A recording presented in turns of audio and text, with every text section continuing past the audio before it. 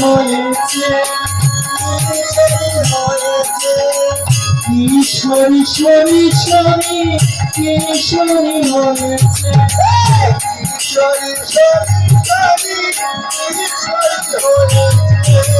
আজ বউ নয়, আজ বউর কিশোরী হয়েছে, মাথায় ঘোমটা দিয়েছে, বলছে যে কি যেন একটা স্মরণ করে বউরাজ কিশোরী হয়েছে। কি স্মরণ করেছে শুনবে? যেন কিশোরী হয়েছে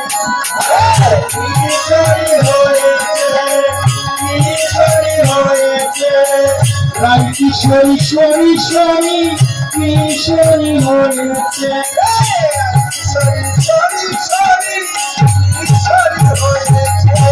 কি বলছে? বলছে রাই কিশোরী শরী শরী আজ কিশোরী হয়েছে। ও মা, যেটা ভাবনা করা যায় না সেটাই দেহে প্রস্ফুটিত হয়ে ফুটে ওঠে। তাই গৌরহরি রাধা রানীকে আর স্মরণ করছে, রাধা রানীকে, সেই কিশোরীকে স্মরণ করতে করতে আজ গৌর আমার কিশোরী হয়েছে। ও মা, দেখো না সাধুরা গায়ে উত্তরী দেয়, দেখো না গায়ে উত্তরী দেয়। কেন দেয়? বলে তারা যে ব্রজের ভাবে থাকে, তারা ব্রজের ভাবে থাকে, মনে করে আমরা কৃষ্ণের সখী, এই জন্য তারা গায়ে উত্তরী দেয়। তাই না? এই তো ভাব তাদের, এই তো মঞ্জুরি ভাবেরই আমার যোগপাত সাধনা। এখানে আমাকে একটা কথা বলতে বলা হয়েছে, সেটা আমি বলি। কৃষ্ণ ভক্তির জন্মমূল হয় সাধু সঙ্গ। কৃষ্ণ ভক্তির জন্মমূল হয় সাধু সঙ্গ। সাধু সঙ্গ ব্যতীত কৃষ্ণ ভক্তির উদয়ের কোনো পথ নাই। এরপরে কি বলছে? সাধু সঙ্গের ফলে সদ্গুরু চরণ আশ্রয় হয়। গুরুচরণ আশ্রয় ব্যতীত আমার গৌর গোবিন্দের রস আস্বাদন করা সম্ভব নয়। এখন গুরুদেবের চরণ আশ্রয় গ্রহণ করে কি করতে হবে? বলছে যে গুরুদেব শিষ্যকে শিক্ষা দিবেন যে বাবা, আজ থেকে যা করেছো করেছো, এখন থেকে সেগুলো বাদ দাও। আজ নতুন নিয়ম, নতুন ধারণা। কি? এতদিন আকোচর বেকোচর খেয়েছো, আজ থেকে তোমার মুখে তালা, কৃষ্ণ প্রসাদ ব্যতীত কিছু খেতে পারবে না। শিক্ষা দিচ্ছেন কলির চারটি কাণ্ড: আমিষাহার, নেশাভান, জুয়াপাশার, অবৈধ যৌন সঙ্গ। এই চারটি ত্যাগ করতে হবে, নচেৎ ভক্ত হওয়ার তার কোনো অধিকারী না। ভক্ত হওয়ার তার কোনো অধিকারী নাই। শ্রীমদ্ ভাগবত গীতায় কি বললেন? আমাদের তিন ধরনের কথা উল্লেখ, খাবারের কথা উল্লেখ রয়েছে: রাজস্বিক, তামসিক আর সাত্ত্বিক। রাজস্বিকটা কি? বলে মাছ, মাংস, পেঁয়াজ, রসুন যেটা খেলে শরীরে উগ্রজ হয়, রজগুণ বৃদ্ধি পায়, সেটা হচ্ছে রাজস্বিক। এই রাজস্বিক খাবার খেয়ে কাকে পাবে?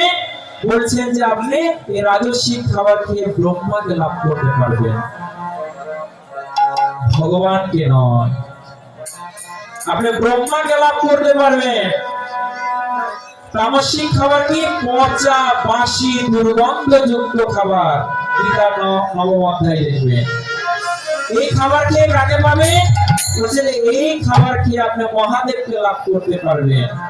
যেমন দেখবেন যারা শ্মশানে থাকে, মহাদেবের ধ্যান করে, তারা বাসি কষি থেকে শুরু করে, এমনকি আমি ডিসকভারি চ্যানেলে দেখেছি তারা মৃত মানুষের মাংসও ভক্ষণ করে।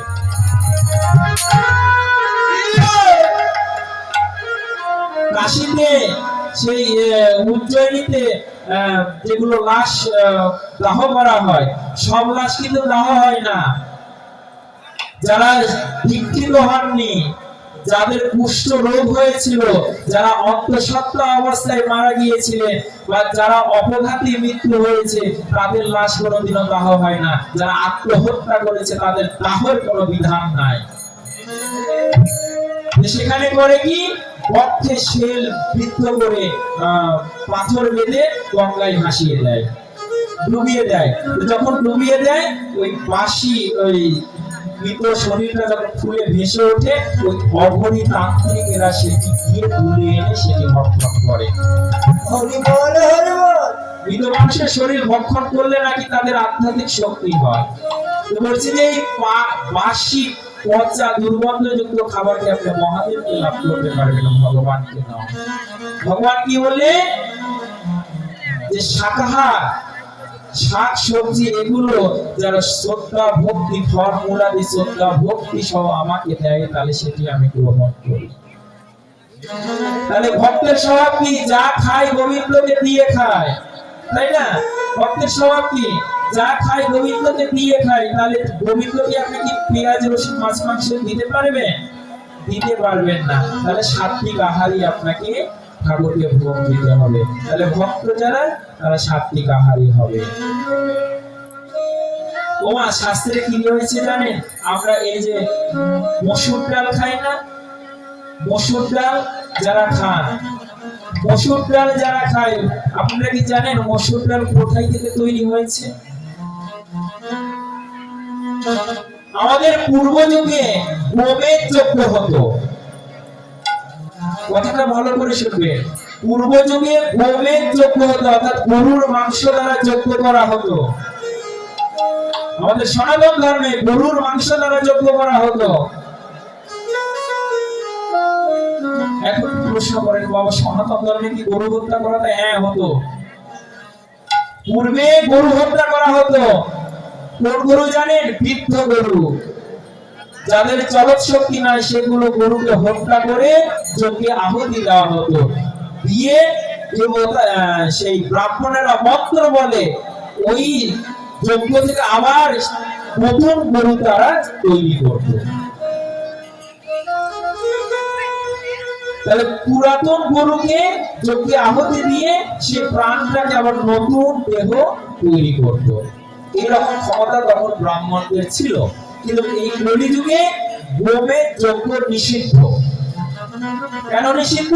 যে ব্রাহ্মণের এহেন মন্ত্র শক্তি ক্ষমতা নাই যে মৃত পশুকে আবার জীবিত করে। এই জন্য গোমেদ যজ্ঞ এই কলিযুগে নিষিদ্ধ।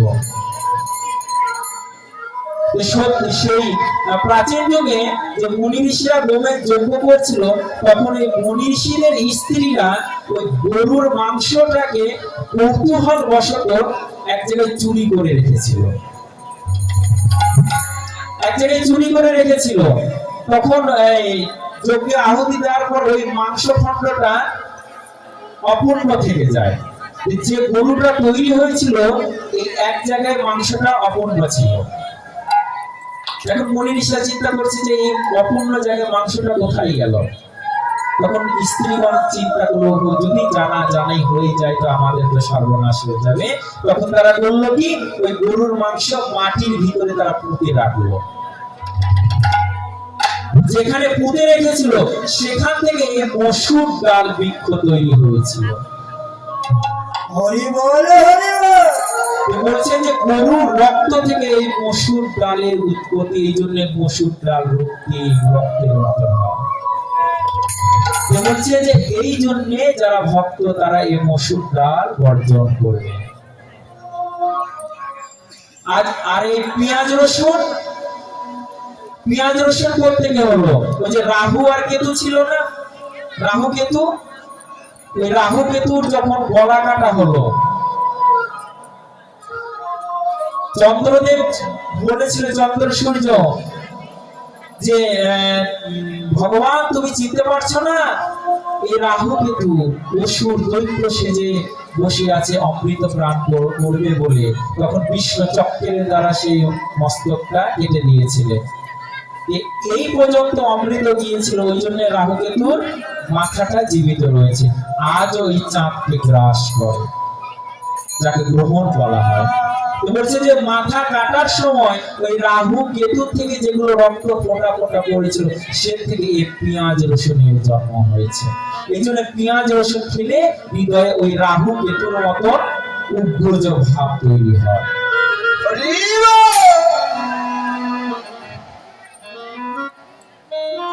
গুরুদেব কি করবেন, এই যে সদাচার এটা শিক্ষা দিবে যে বাবা এতদিন যা খেয়েছো যা করেছো আজ থেকে তোমার নতুন নিয়ম, যা খাবে গোবিন্দকে দিয়ে খাবে, গোবিন্দকে ভোগ দিয়ে খাবে, যা করবে গোবিন্দকে সাক্ষী রূপে করবে।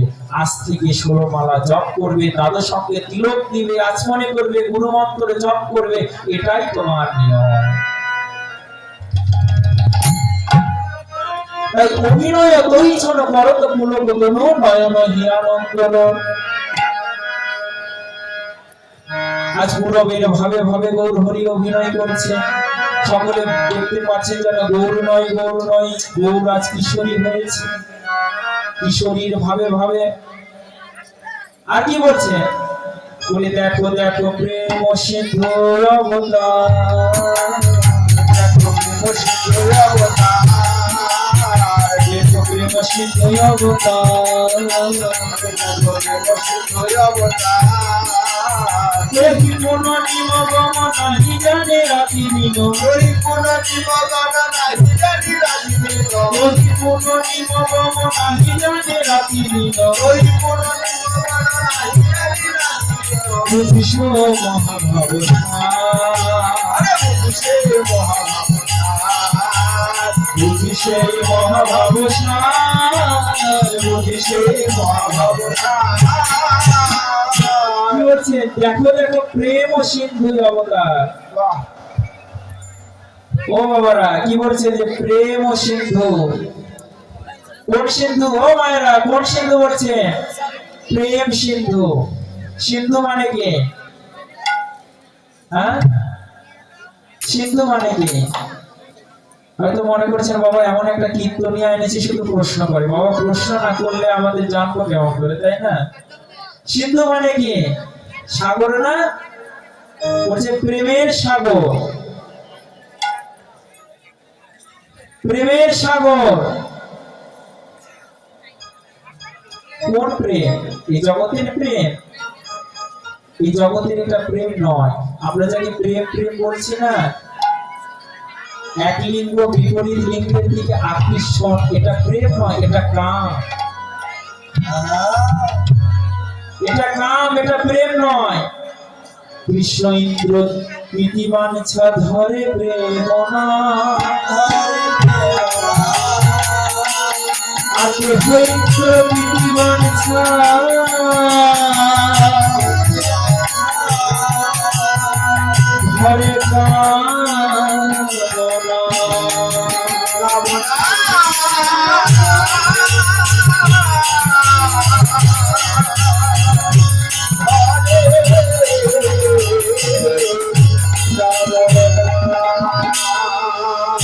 আজ আপনার চেহারা সুন্দর, আপনি দেখতে সুন্দর,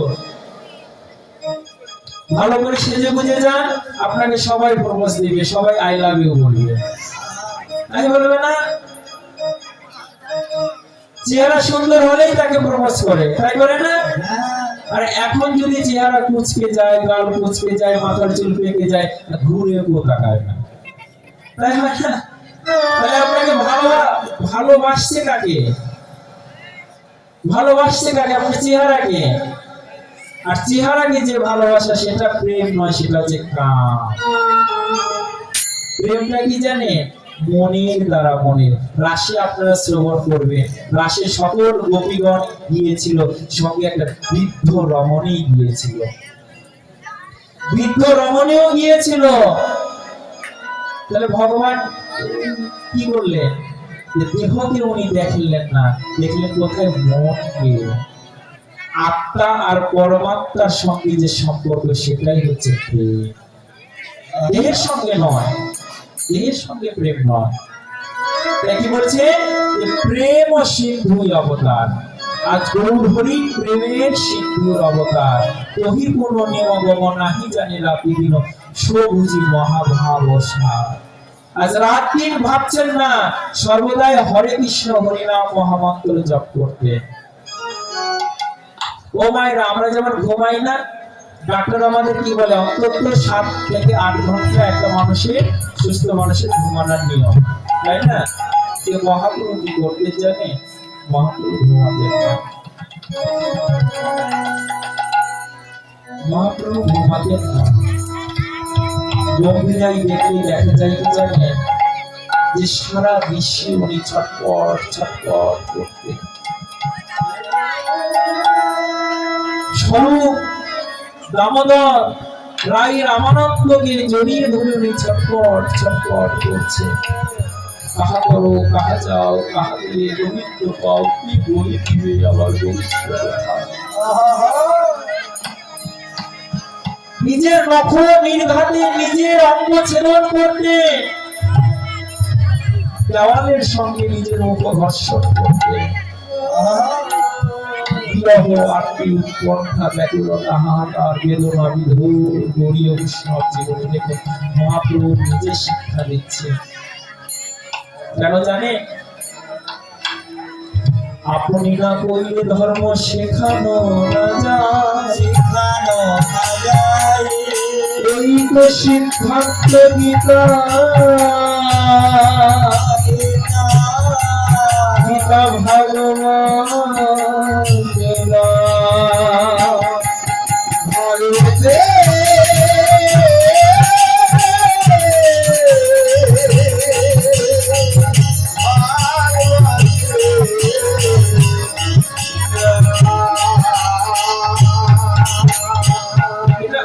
উপদেশের যুগ নয়, উপদেশে কেউ শুনবে না। আপনি আচরণ করুন, আপনার আচরণ যদি ভালো হয় আপনাকে দেখে মানুষ শিখবে। আজ গৌর হরি চিন্তা করছেন, ভগবান আর চিন্তা করছেন কি জানে?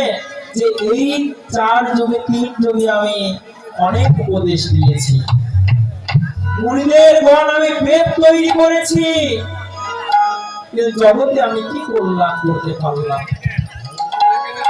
4 খন্ড বেদ তৈরি করেছি, বেদ, এতে জগতের কি এমন কল্যাণ হলো? তারপর যুগে অর্জুনের রথের উপরে চড়ে আমি অর্জুনকে উপদেশ দিয়েছি, গীতা শাস্ত্র তৈরি করেছি, তাতে জগতের কি এমন কল্যাণ হলো? শ্রীমদ্ ভাগবত গীতা জগৎকে কি এমন কল্যাণ দিতে পারলো? না। এই কলি যুগে আমি আর উপদেশ দেব না, আমি আর শাস্ত্র রচনা করব না, আমি আর শাস্ত্রের বাণী দিব না, আমি বেদের বাণী আর দিব না, আমি দিব প্রেমের বাণী। এই যুগে প্রেমের বাণী, যোগ্য নয়, তপস্যা নয়, বৈদিক ক্রিয়াকাণ্ড নয়, শুধু প্রেম আর ভালোবাসা। এই প্রেমের দ্বারা, ভালোবাসার দ্বারা যদি আমার গোবিন্দকে ভজনা করা হয়, তাহলে গোবিন্দ তন্ত্র মন্ত্রে নহে কৃষ্ণ বশ, কৃষ্ণ বশ হেতু এক প্রেম ও ভক্তি রস। তন্ত্র মন্ত্রে কৃষ্ণ বশ নয়, কৃষ্ণ বশ হেতু প্রেম ও ভক্তি রস। এই প্রেম ভক্তি হলে আমার গোবিন্দকে পাওয়া যায়। সে ব্রজের গোপিনীগণ তন্ত্র মন্ত্র জানতো না, কিন্তু তাদের কাছে একটা প্রেম ছিল, ওই জন্য ভগবান তাদের দাসত্ব হয়েছে। চৈতন্য চরিতামৃতে কি বলেছে জানেন? সম্বন্ধ অভিনয়ে প্রয়োজন তত্ত্ব প্রেম। সম্বন্ধ অভিধেয় প্রয়োজন তত্ত্ব প্রেম। আমাদের প্রয়োজনটা কি?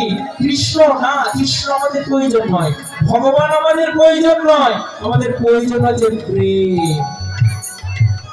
ভগবানকে পেলে কোনো লাভ নাই, কেননা ভগবানকে রাবণও পেয়েছিল, কংস পেয়েছিল, আস্বাদন করতে কি পেরেছে?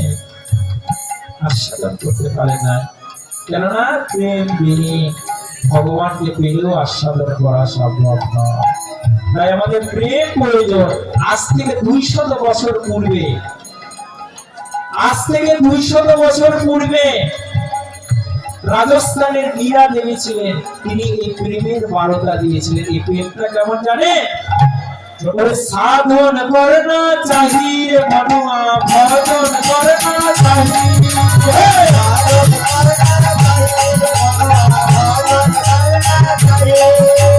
प्रेम लगाना चाहिए, हरि से प्रेम लगाना चाहिए।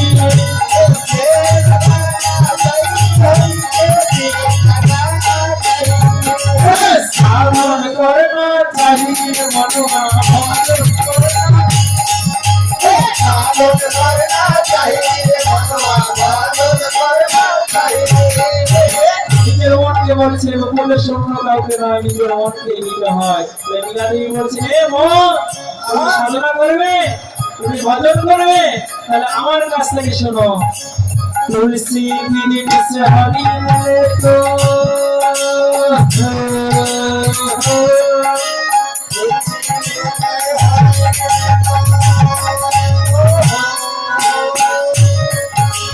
तुलसी बिन मिले तो मैं बोलो यार था तुलसी बिन हरि मिले तो मैं बोलो हरि मिले तो मैं भूलू कहाँ हरि मिले तो सावन करना चाहिए भगवान सावन करना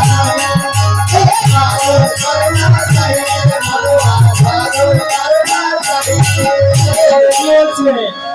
तुलसी मिलने से हरि मिले तो मैं बिल्कुल और झाल যদি তুলসী মালা পরেই ভগবানকে পাওয়া যায় তাহলে এই তুলসী মালা কেন, তুলসী গাছ কেটে কেটে ঝাড় করে করবো। এখন যাদের ঘরে তুলসী মালা তারা এখন বলছে যে কি মীরা দেবী কি তুলসীকে অবজ্ঞা করেছে বলে কমই নেই।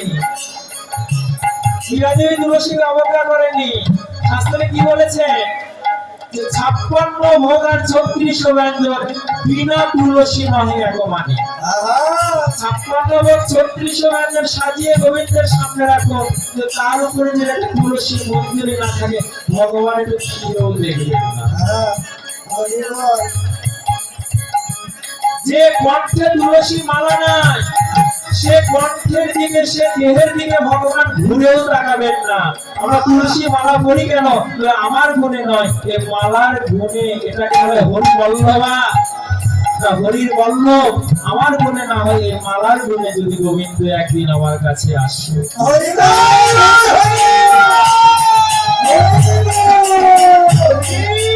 তাহলে কেন বললে যে তুলসী মিলেতে হরি মিলে তো मैं बिल्कुल और झाल, কেন বললে?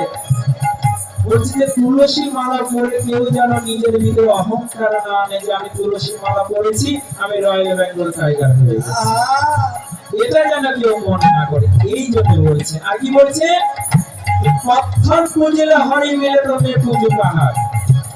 শালগ্রাম শিলা, গিরিরাজ শিলা, পাথর, এই পাথর পূজা করলে যদি ভগবানকে পাওয়া যায় তাহলে ছোট পাথর কেন পূজা করব, আমি বড় পাহাড়কে পূজা করব, তাই না? এরপর কি বলছে, কিরণ ভগবানকে হরি মিলে তো কিরণ ভগবানকে হরি মিলে তো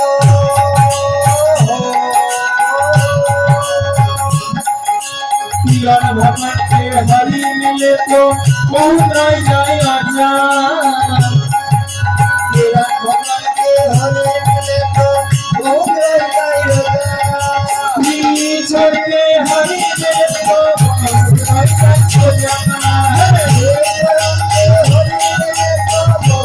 जाए अजान। सावन करना चाहिए भगवान, भजन करना चाहिए, सावन करना चाहिए भगवान, सावन करना चाहिए। किरण भगवान के हरि मिले तो बहुत रह जाए अजान। किरण भगवान के प्रिय भक्षण করে মানে নিরামিষ খাবার খেয়েই যদি ভগবানকে পাওয়া যায় তাহলে যেগুলো ছাগলরা রয়েছে, গরুরা রয়েছে, তারা তো জন্মের পর থেকে কিরণই খায়, শাকসবজি খায়, তার আগে ভগবানকে তো ও বাবা নিরামিষ আহার করে যদি ভগবানকে পাওয়া যায় তাহলে গরু ছাগলরা আগে ভগবানকে পেত। আর মাছ মাংস খেয়ে যদি ভগবানকে পাওয়া যায় তাহলে কুকুর বিড়াল আগে পেত, তাই না? তাই হচ্ছে কিনা? বলছে যে সাত্বিক আহার তো করতেই হবে, কেননা ভক্তের কর্তব্য কি যা খায় ভগবানকে দিয়ে খায়। তাহলে ভগবান তো আমিষ আহার গ্রহণ করেন না, সাত্বিক আহার গ্রহণ করেন, তাহলে ভক্তরা সাত্বিক আহারই হবে। কিন্তু কেউ যেন মনে না করে যে আমি নিরামিষ খেলাম আমি ভগবানকে পাওয়ার প্রথম সারিতে রয়েছে। এই অহংকার অভিমানটা ত্যাগ করার জন্য मीरा देवी বলছে যে তিরণ ভখানকে হরি পায়ে তো বহুত রজায় রজা। আর কি বলছে যে স্ত্রী ছোটকে হরি মিলে তো বহুত রজায় খোঁজা। বিয়ে করলাম না, স্ত্রী ত্যাগ করেছি, এই স্ত্রী ত্যাগ করেই যদি ভগবানকে পাওয়া যায়, তাহলে যারা নপুংসক রয়েছেন, যারা তৃতীয় লিঙ্গের ব্যক্তি রয়েছেন, তাদের তো কোনোদিন বিয়ে হয় না। তার আগে ভগবানকে দেখো, তার আগে ভগবানকে পেত। এরপরে কি বলছে, আরে নীর নাহান সে হরি মিলে তো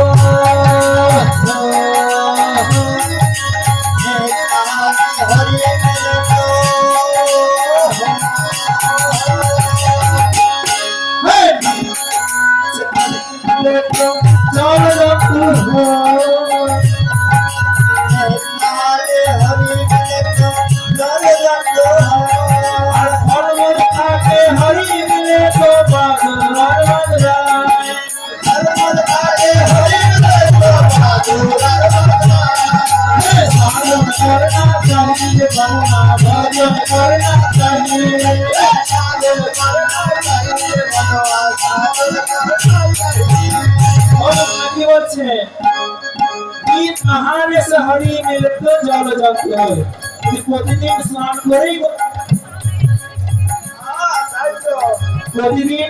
করেই যদি গোবিন্দকে পাওয়া যায়, তাহলে যারা জলজন্তু রয়েছে, জলের ভিতরে যাদের বাস, যেমন মাছ, তারা আগে ভগবানকে পেলে তারা সবসময় স্নানের ভিতরে থাকে।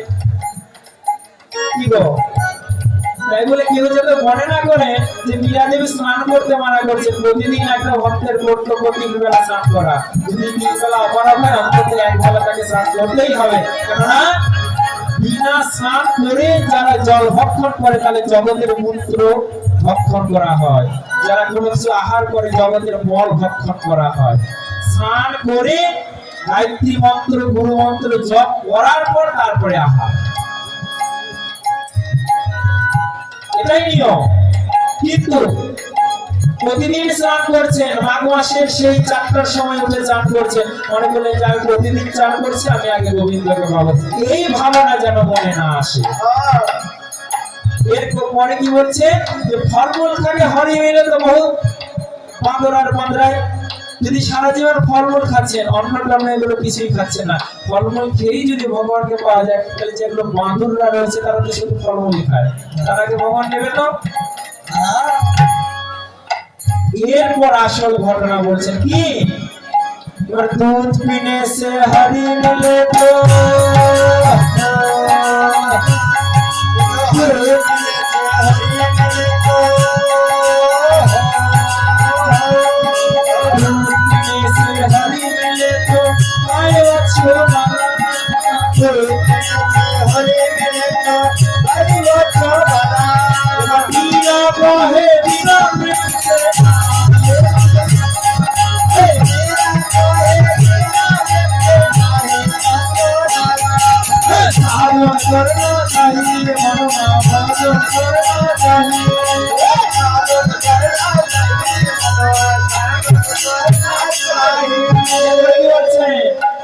দুধ পান করেই যদি ভগবানকে পাওয়া যায়, তাহলে যেগুলো গাভীরা রয়েছে তার আগে ভগবানকে পেত, তাই না? এবার বলছে যে মীরা কহে বিনা প্রেম সে না মিলে নন্দলালা। এবার আসল কথা বলবে, আপনি সম্পূর্ণ করছেন, মালা করছেন, তিলক করছেন, সাত্বিক আহার করছেন, সম্পূর্ণ ঠিক আছে, সদাচার সম্পূর্ণ পরিপূরক ভাবে আছে, কিন্তু হৃদয়ে যদি প্রেম না থাকে, তাহলে কোনো কিছুই সিদ্ধি হবে না। যেমন একটা মৃত ব্যক্তির শরীরকে যতই মালা চন্দন দিয়ে সাজান, তাতে কোনো লাভ নাই। তবে প্রেম বিহীন হৃদয় যতই আচার আচরণ করুন, তাতে কোনো কিছুই লাভ হবে না। সবচেয়ে উচিত প্রেম ও সাগান। মিস্টেক কেন করেছিলেন? দেখে দেখে মিস্টেক করো। সবচেয়ে উচিত প্রেম ও সাগার, আমাদের প্রেমটাই প্রয়োজন। তাই গৌরহরি কি করছেন, নিশাবাদ মন্ডলায় অঙ্গ বহিরণ গতি অতি ললিত সেদিন ধীরে ধীরে চলিছে, ধীরে ধীরে চলিছে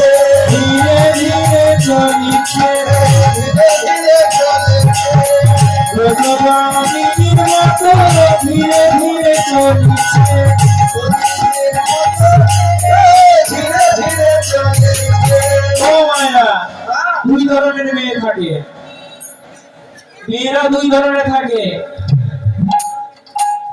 একটা ভদ্র ঘরে আর একটা নিম্ন ঘরে। কিছু মনে করবেন না, দৃষ্টান্ত দিতে গেলে এগুলো বলতে হয়, আর বোঝালে বুঝবেন কেমন করে। ভদ্র ঘরের মেয়েদের স্বভাব কি? তারা ধীরে ধীরে কথা বলে, তাদের আচার আচরণ খুব শান্ত হয়, ধীর স্থির ভাবে। আর যারা নিম্ন ঘরে, তারা তো হাঁটে না, মনে হয় দৌড় দেয়, আর কথাটা খুব উচ্চ জোরে। আচার আচরণে বোঝা যায় যে কে ভদ্র ঘরের আর কে নিম্ন ঘরে। গৌরহরি কি করছেন? মাথায় ঘোমটা দিয়েছেন, ঘোমটা দিয়ে যেন ধীরে ধীরে চলেছে, ধীরে ধীরে চলেছে। আর গৌরহরি ধীরে ধীরে চলছে কেন? গৌরহরি ভদ্র ঘরের মেয়ে, ভদ্র ঘরের মেয়েকে স্মরণ করছে। ভদ্র ঘরের মেয়েকে কি হচ্ছে দাদা?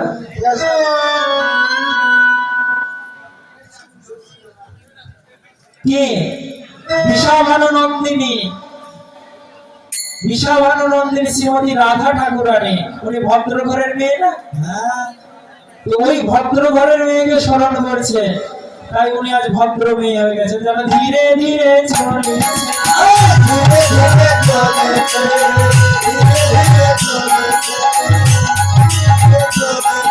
আজ ধীরে ধীরে চলছে। এবার কি বলছে? এবার বৃন্দাবন ভাবে চকিত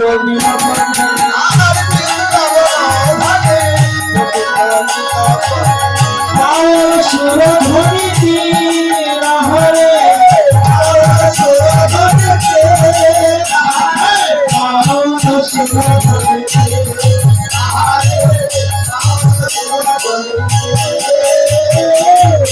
বৃন্দাবন ভাবে চকিত বিলক্ষণে পাওল সুরধ্বনিতে।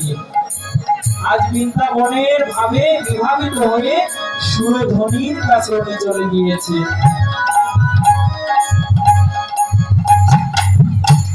সুরধ্বনির কাছে গিয়ে মনে মনে ভাবছে যে এটা সুরধ্বনি নয়, এটা হচ্ছে আমার যমুনা, আর এটা নবদ্বীপ নয়, এটা আমার বৃন্দাবন। পাওল সুরধ্বনিতে।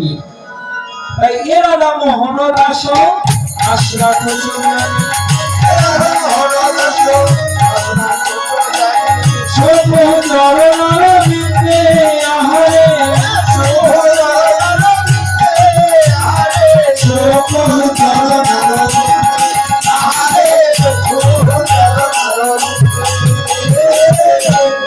সকল পুরু বিকাশী দেবতা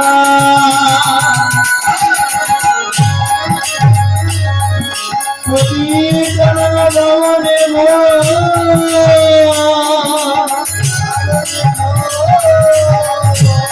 সকল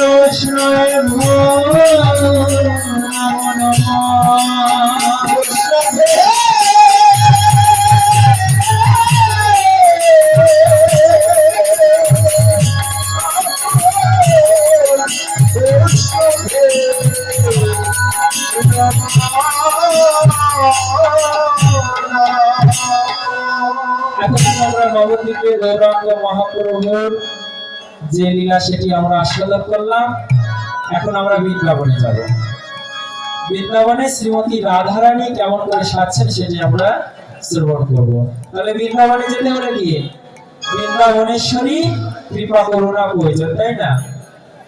এখন তো পাসপোর্ট ভারতীয় ভিসা করতে গেলে অনেক ঝামেলা হচ্ছে, তাই না? অনেক অর্থেরও প্রয়োজন। ভক্ত বড় চতুর, যাতে চট করে বৃন্দাবনে যাওয়া যায় সেই ব্যবস্থা করতে হবে। আপনারা কি জানেন যে ভগবান বিশ্ব ব্রহ্মাণ্ড সকল কিছু তার, কিন্তু ব্রজের 84 ক্রোশ এই জায়গাটা রাধারানী চরণে লিখে দিয়েছে। এই ব্রজের শ্রীকৃষ্ণ রাধারানী চরণে দাসী হয়ে উনি ছিলেন। যদি রাধারানী ইচ্ছা করেন তাহলে কি সেই কৃষ্ণকে ঘাড় ধাক্কা দিয়ে বেরো করতে পারেন, এখানেও রাধারানীর ক্ষমতা আছে। তাই বৃন্দাবনে যেতে হলে, বৃন্দাবনে বাস করতে হলে রাধা রানীর অনুগত নিয়ে তার কৃপা নিয়ে বৃন্দাবনে যেতে হবে। তাহলে উপাস্য দেবতার কৃপা কেমন করে পাবে? বলে উপাস্যের নামের দ্বারা, নামেতেই নামি নামে। নামেতে নামি যতটা খুশি না হন অন্য কোনো কিছুতেই ততটা হন না। তাই আমাদের নাম করতে হবে। তাহলে রাধারানী কৃপা পেতে গেলে আমাদের রাধারানীর নাম করতে হবে। আপনারা সবাই হাতে তালি দিবেন তো? হাতে তালি দিবেন তো? কি মায়েরা হলুদরি জয়ধ্বনি দিবেন তো? অবশ্যই। এই রজনী হয়তো আর নাও আসতে পারে, তাই না? আছে, কালকে থাকবে কুঞ্জভঙ্গ পর্যন্ত, তারপরে জার্মানে সে চলে যাবে। এই জায়গাটি করে থাকবে। তাই এই যখন সময় এসেছে, যখন হস্ত ভগবান দিয়েছে, বদনও দিয়েছে, তখন এই হস্ত এবং বদনে একটু সার্থকতা করি না? আসুন না সবাই মিলে একটু হাতে তালি দিয়ে একটু নৃত্য কীর্তন করে একটু বৃন্দাবনে গমন করি। চলুন সবাই মিলে যায়। ও রাধে, ও রাধে, ও রাধে, ও রাধে। রাধে তোমায় বারে বারে করিবে মানা, যমুনাতে জলাইতে আমাকে আমার। ও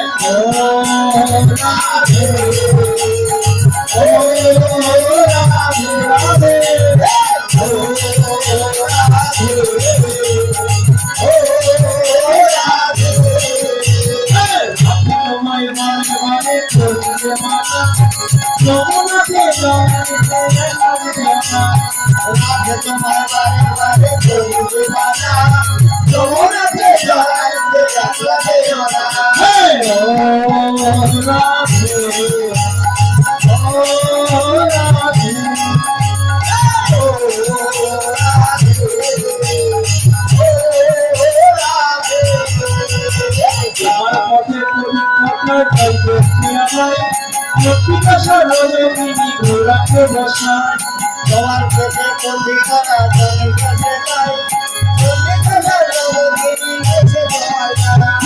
ও রাধে, ও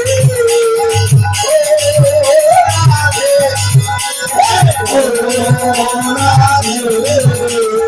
ও রাধে। এখন তো বাংলা হলো, এখন একটু হিন্দি হোক। राम नाम लड्डू गोपाल नाम घी, हरि नाम मिश्री तू घोल घोल पी। राम नाम लड्डू गोपाल घी, हरि हरि मिश्री तू घोल घी। राम नाम लड्डू गोपाल नाम घी, हरि नाम मिश्री तू घोल घोल पी। राम नाम लड्डू गोपाल घी, हरि नाम मिश्री तू घोल घी।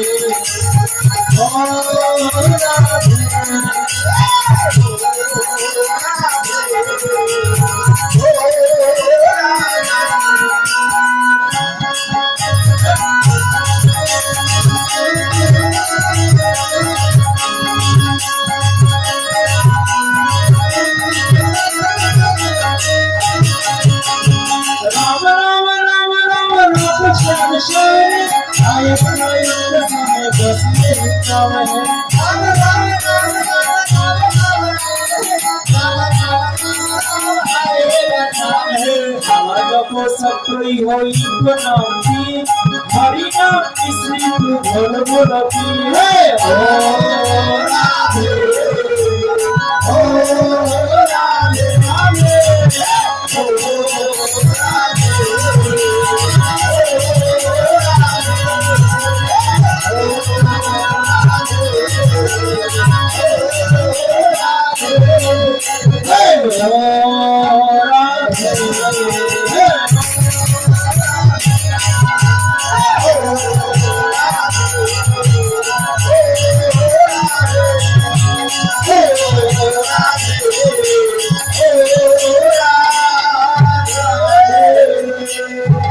বৃন্দাবনে এসেছে, বৃন্দাবনে এতটাই মাহাত্ম্য যে বৃন্দাবনে আসার পরে উপস্থিত ভক্তবিন্দু, আপনারা যদি কেউ প্রসাদ পেতে চান এখনই চলে যাবেন প্রসাদ মঞ্চে। অল্প কিছুক্ষণের মধ্যে আমাদের প্রসাদ বন্ধ হয়ে যাবে। আপনারা কৃপা করে যারা এখনো প্রসাদ পাননি প্রসাদ নিয়ে এসে এখানে বসবেন। হরে কৃষ্ণ।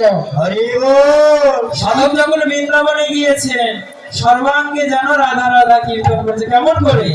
मेरी रसना लगाए तेरा नाम की, मेरी रसना लगाए तेरा नाम की, रसना लगाए तेरा नाम की, तेरा रसना लगाए तेरा नाम की, मेरी रसना लगाए तेरा नाम की, मेरी रसना लगाए तेरा नाम की, मेरी रसना लगाए तेरा नाम की, मेरी रसना लगाए तेरा नाम की।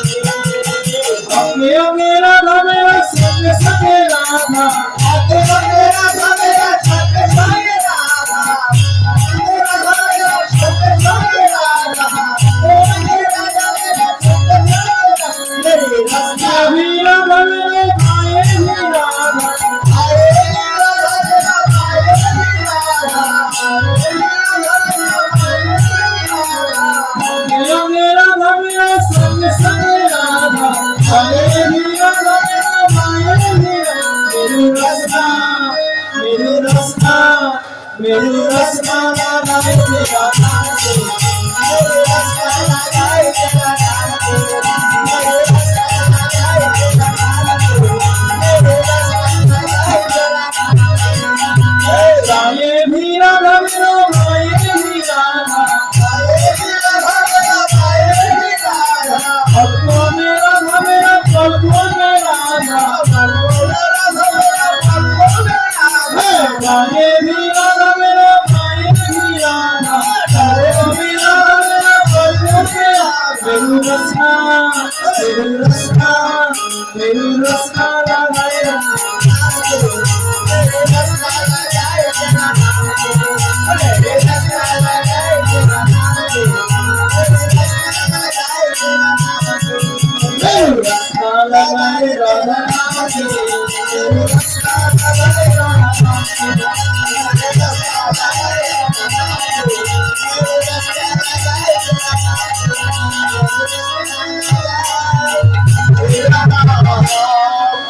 ये राधा रानी की, महारानी की, वृंदावनेश्वरी की जय बोल श्री राम।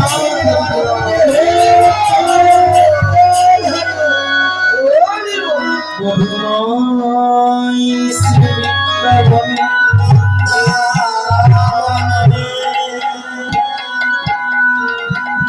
श्रीमती राधा रानी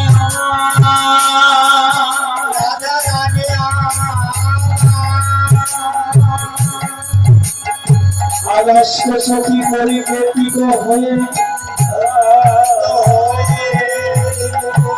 শ্রী গোবিন্দের রূপের কথায় আস্বাদন করিছে, বলেছে সখীরে আমি যমুনায় গিয়ে রূপ বদন দর্শন করে এসেছি। আমি সে রূপের কথা তোদের তো মুখে বলতে পারছি না। তাই তোরা যখন আমার কাছে এসে বসেছি তখন বয়স তোদের কাছে দুটি রূপের কথা আমি বলি। আমার পালাটি হচ্ছে অভিশাপ, আমি এই জন্য একটু সময় নিলাম। কেন জানেন? যে আমার পূর্বের কীর্তনিয়া যিনি কীর্তন করলেন তিনি রূপের যে কি কথা উনি ভক্ত মাঝে কি যে পরিবেশন করলেন হয়তো ভক্তরা বুঝতে পেরেছেন, আমি বুঝতে পারি। এই জন্য রূপের কথা কিছুটা আপনাদের স্পর্শ করাবো বলে আমি রূপের প্রসঙ্গটা তুলছি। ওই জন্য হাতে সময় নিয়ে গৌরচন্দ্রিকা সংক্ষিপ্ত করে বৃন্দাবনটাকে বিস্তার করার চেষ্টা করছি। সখী বেরিয়ে পড়েছেন, সখী সেই যমুনায় গিয়ে আমি যে রূপমাধুরী দর্শন করে এসেছি, তোদের কাছে আমি সেই রূপের কথা বলবো। তোরা বল, তাই রূপের কথা বলছেন সখিনী।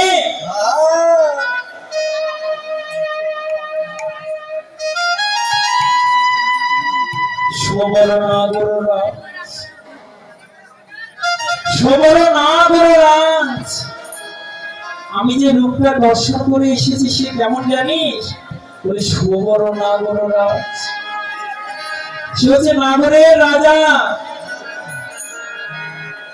তোরা জগতে অনেক পুরুষ দেখেছিস, কিন্তু আমি যে পুরুষটাকে দেখেছি সে জগতে যত পুরুষ সকলের রাজা নাগরাজ। এখন ললিতা সখী মুখ টিপে হেসে বলছেন, বাবা নাগরের রাজ আমরা বুঝি দেখি নাই।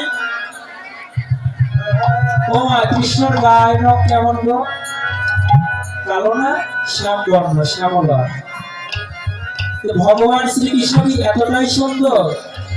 গায়ের রং তো কালো, তাই না? সখীরা মুচকি মেরে হাসেন, বাবা রাধে তোর গোবিন্দের এত রূপ যে আবার কালো রং, তাকে আবার নাগরের রাজ বলছিস? ভালোই জগতের ভালো। ও মা, একটা কথা নয়, পীড়িতের পেত্তিনিও ভালো। আমরা বলি না যে পীড়িতের পেত্তিনিও ভালো? যাকে ভালোবাসা যায় সে হাজার অমঙ্গল দেখতে হোক, কিন্তু তাকে খুব ভালো লাগে। তাই শ্রীমতী রাধারানী বলছেন, সখী রে তোরা যাই যা বলিস না কেন, শুধু আমার গোবিন্দের নাগরের রাজ নয়, সে শুধু কালো নয়, সে চিকন কালো। সে শুধু কালো নয়, সে চিকন কালো। ও বাবা, চিকন কালো শব্দের অর্থ কি? চিকচিকে কালো। চিকচিকে কালো, হ্যাঁ ভালোই বলেছ। চিকন কালো মানে চিকচিকে কালো, মানে উজ্জ্বল কালো। আমরা এমন একটা শব্দ বলি না যে ফর্সাও নয় আবার কালো নয়, উজ্জ্বল শ্যামল, তাই বলি না? বলছে যে আমার গোবিন্দ ঠিক ফর্সাও নয় ঠিক কালো নয়, উজ্জ্বল শ্যামল। দেখবেন ফর্সা আর কালোর চেয়ে উজ্জ্বল শ্যামবর্ণ চেহারাটা আরো বেশি সুন্দর লাগে। তাই সখী বাবুকে বলছেন, সখী রে সুবর্ণ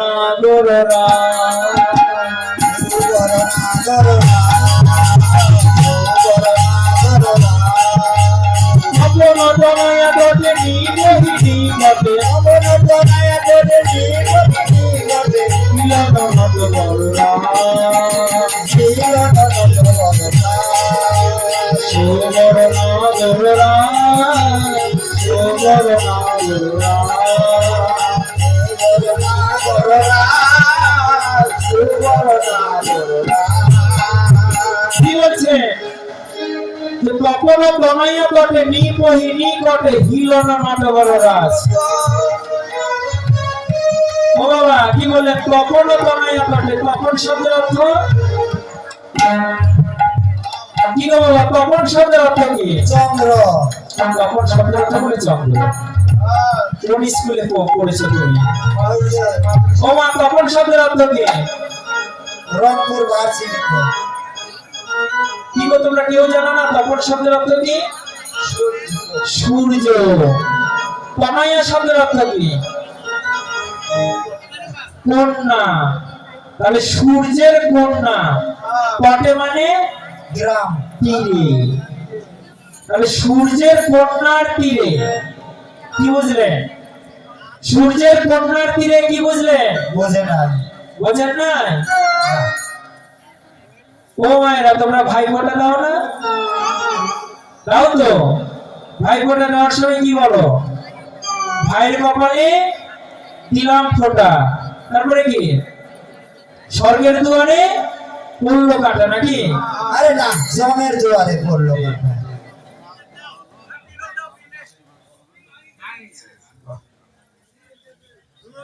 অবশ্যই আমি গৌর গোবিন্দের কাছে প্রার্থনা জানাই, এই বাবার যেন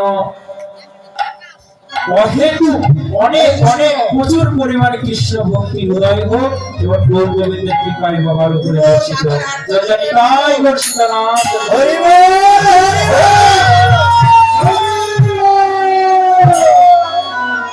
কি বলছে? ভাইয়ের কপালে দিলাম ফোঁটা, জমের দুয়ারে পড়লো কাটা। কি যমুনা দেয় জমকে ফোঁটা, আমি দিই আমার ভাই। আমি যে আমি এরা কিছুই বলতে পারছে না। আমি যে তোমরা কি ভাই ফোঁটা দাও না?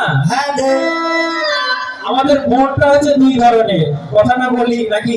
হ্যাঁ ভোটটা হচ্ছে দুই ধরনের, একটা ভালো ভোট আর একটি কি সূর্পনাখা বোন। রাবণের বোন ছিল না সূর্পনাখা?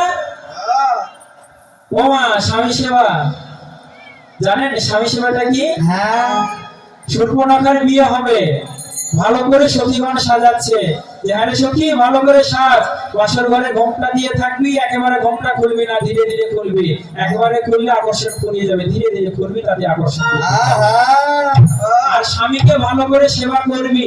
এখন সূর্পনাখা বলছে সেটা আর চিন্তা করিস না, আমি স্বামীকে বেশ আমি সেবা জিনিসটা বেশ ভালোই পাই। ভালোই পারি। এখন সুন্দর বউ হয়ে ঘোমটা দিয়ে বাসর ঘরে বসেছে, এদিকে স্বামী এসেছে, যেই ঘোমটা তুলেছে মা অমনি রাক্ষসী মূর্তি ধারণ করে স্বামীকে ধপ করে ধরেছে, টপ করে দিয়েছে। হরি বল, হরি বল।